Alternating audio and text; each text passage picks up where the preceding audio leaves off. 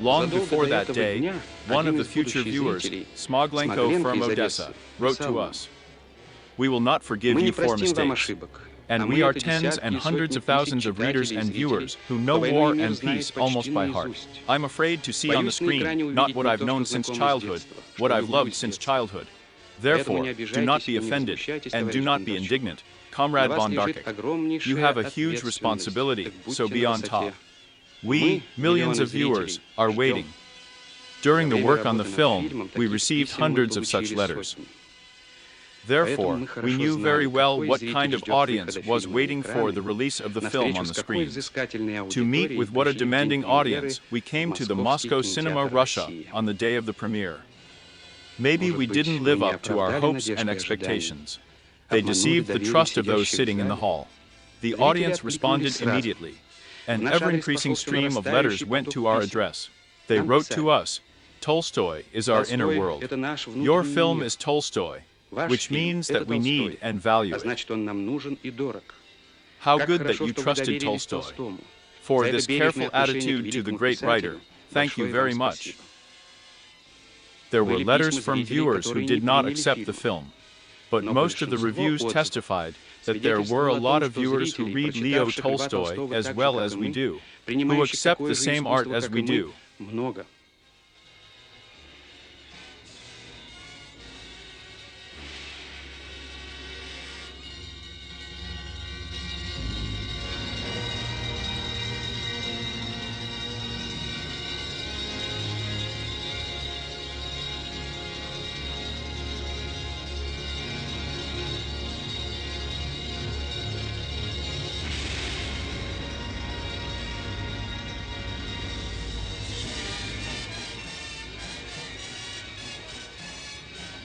Now we know.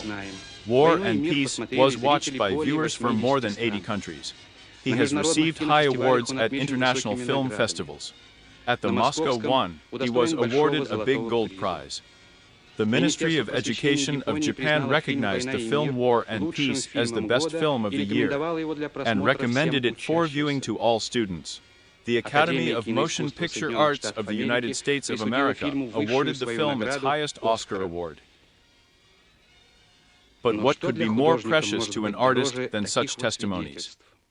I am in such a state now, as if I was present at an exalted service in the cathedral, and I was lifted up by a giant wave of emotions, thoughts, discoveries. Surrounded by lies and propaganda of capitalism, I can only think and feel. A country that is able to create such a film is the hope of the whole world, writes Australian poet Roland Robinson.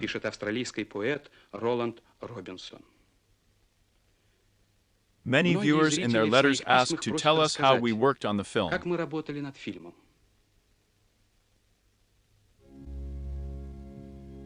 Mosfilm Film Studio.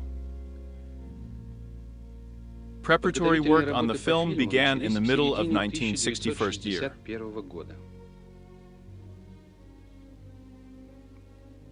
We were standing on the threshold of Tolstoy's world.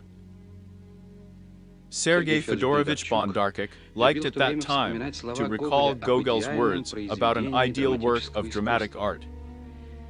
There is no higher shock than that which is produced on a person by a perfectly coordinated agreement of all parts with each other.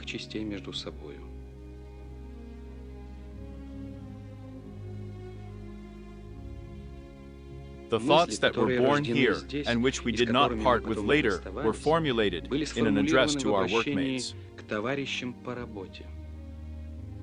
In our collective art, only the creativity of like-minded artists is able to generate a coordinated agreement of all the parts that make up the film.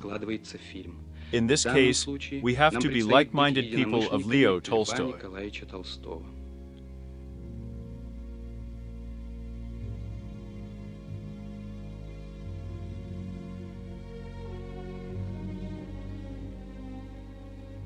Like-minded people had to find and get to know each other.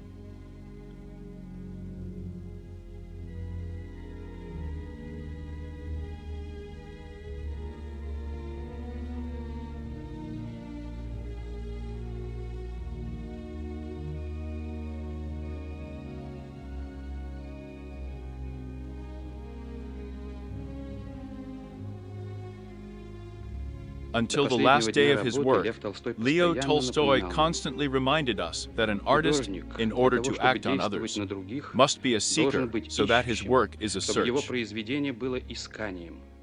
If he has found everything and knows everything and teaches or deliberately amuses, he does not act. Only if he is searching, the viewer, the listener, the reader merges with him in search.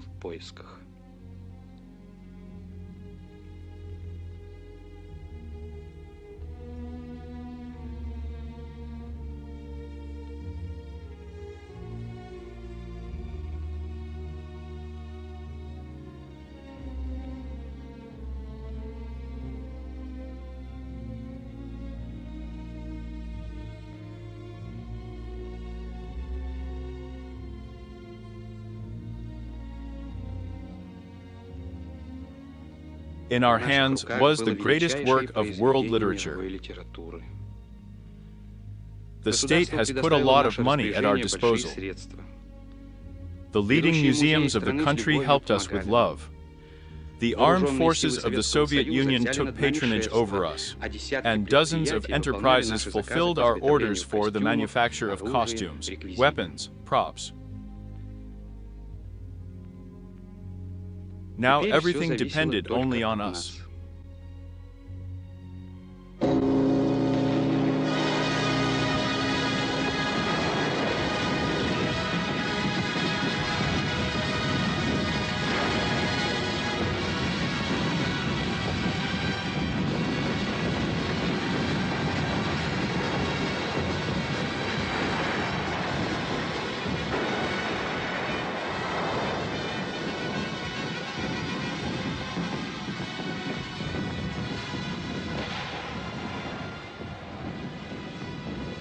It started.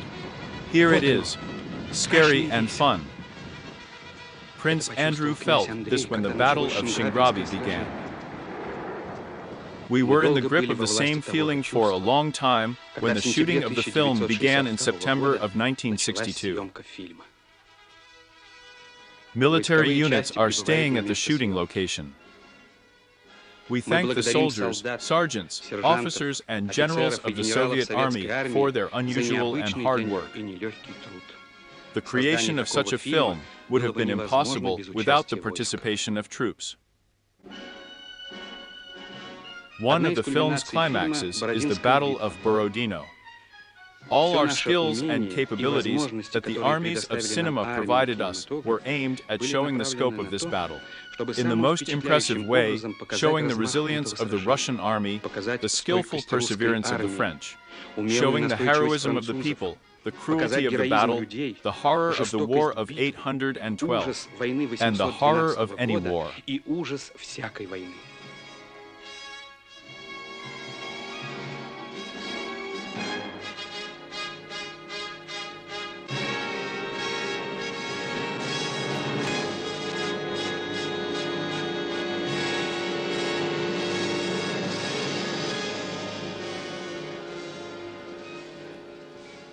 We tried to achieve the highest form of communication with the audience when a wave of reciprocal creativity rises in the auditorium.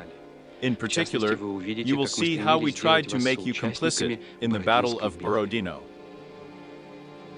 Hundreds of meters of rails were laid so that the movie camera could guide you through explosions, through fire, through deadly dangers that lay in wait for soldiers and officers in battle. Where an operator with a camera could not pass, we sent an automatic camera there. You can see the main cameraman of the film, Anatoly Petritsky, and his assistants setting up a remote-controlled camera.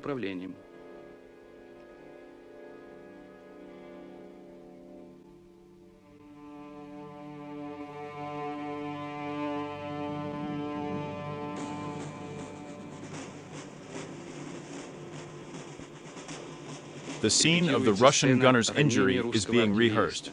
This role is played by the author of the script, Vasily Ivanovich Solovyev.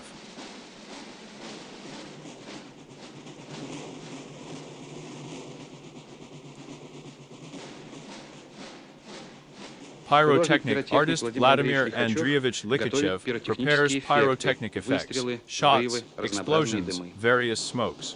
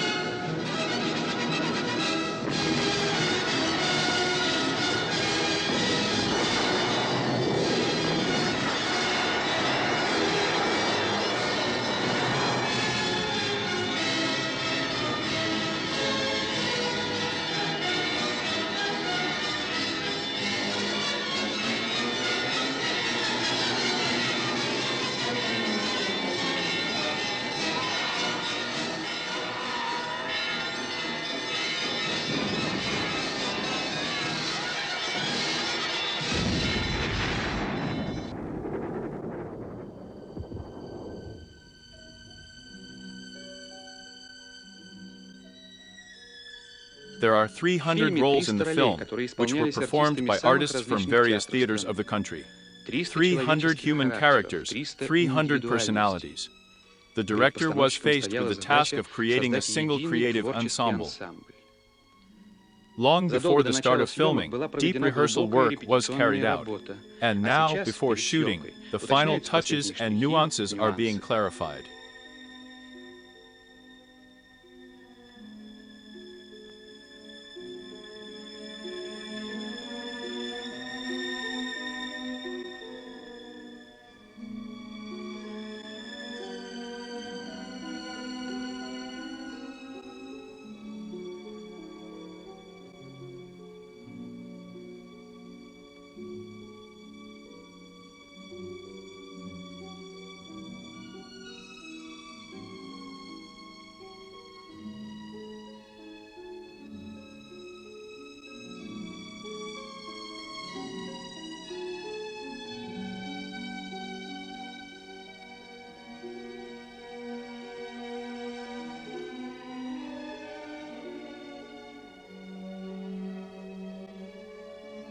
you can see how Pierre Bezukhov turns into the director of the film, Sergei Bondarchuk. Natasha's first ball. Natasha was as happy as she had ever been in her life. She was at that highest stage of happiness when a person becomes completely kind and good and does not believe in the possibility of evil, misfortune, and grief.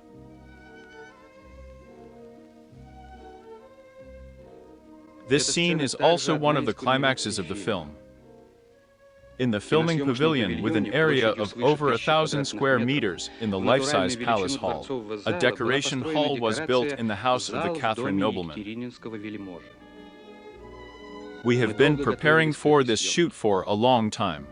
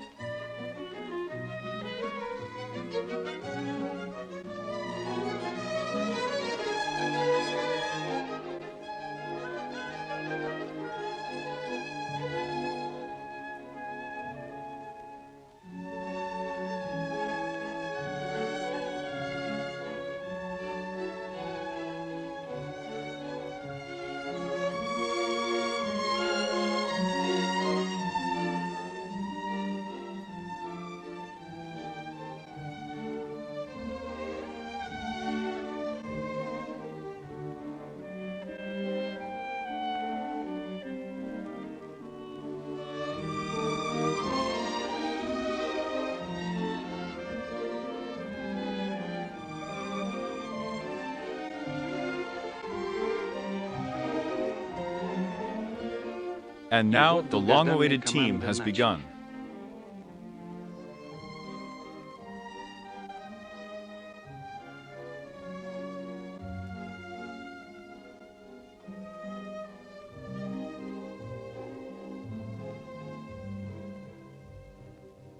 Natasha's first ball. Our work has begun so that you, the audience, immerse yourself in the atmosphere of the ball together with Natasha. Experience everything that Tolstoy described. They were the second couple to enter the circle.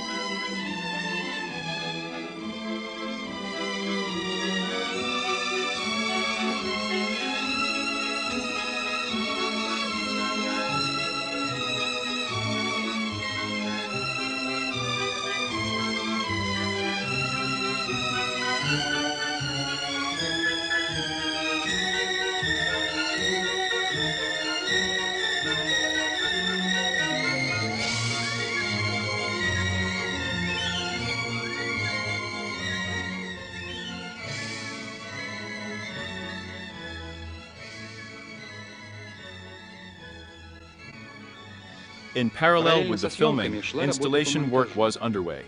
Thousands of kilometers of film have passed through the hands of our editors. It is here that the music and other components that make up the artistic works, the film.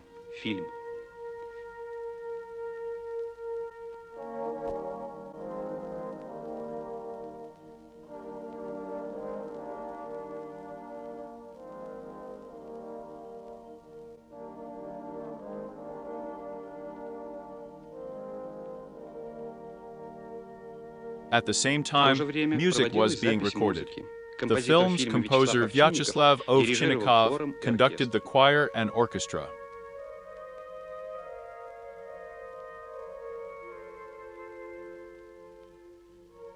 Sound engineers Mikhailov and Arvantsov, together with Ovchinnikov, listened to the next take of the recording. In the town of Turyeva near Volokholamsk, according to the sketches of the main artists of the film, Myasnikov and Bogdanov, the scenery for shooting the Moscow fire was built.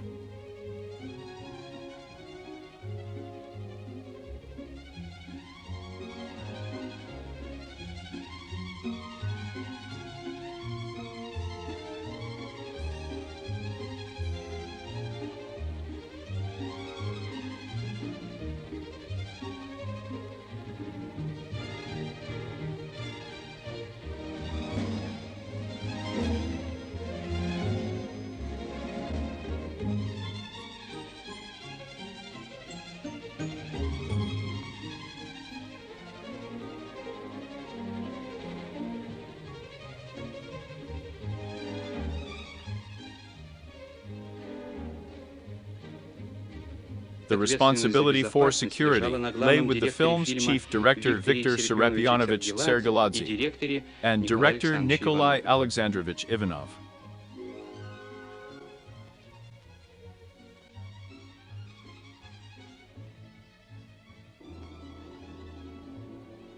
Fire is an element. We needed to bring this element to life and subordinate it to our plans.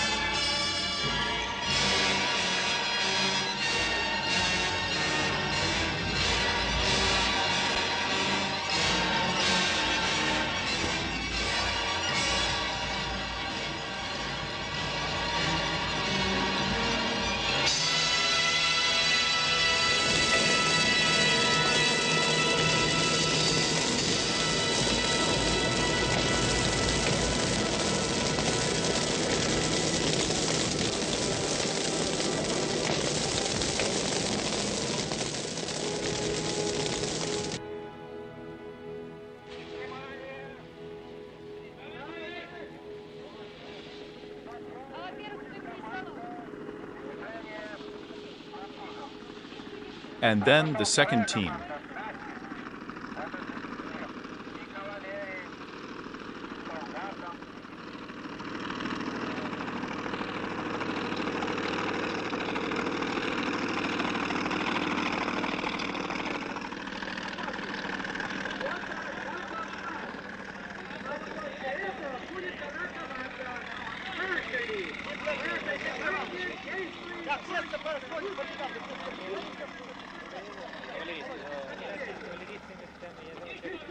Napoleon, under the name of the Prince of Vicenza, left his army and went to Paris.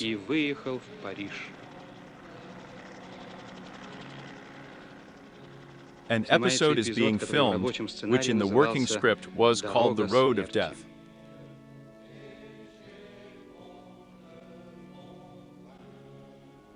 We turn to Sergei Fedorovich Bondarchuk with a question.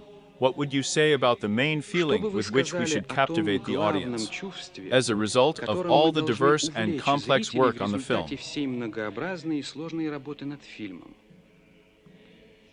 It is our duty to introduce the future viewer to the origins of sublime art, to make visually tangible the innermost secrets of the novel War and Peace, to convey a sense of the fullness of life, the joy of human existence.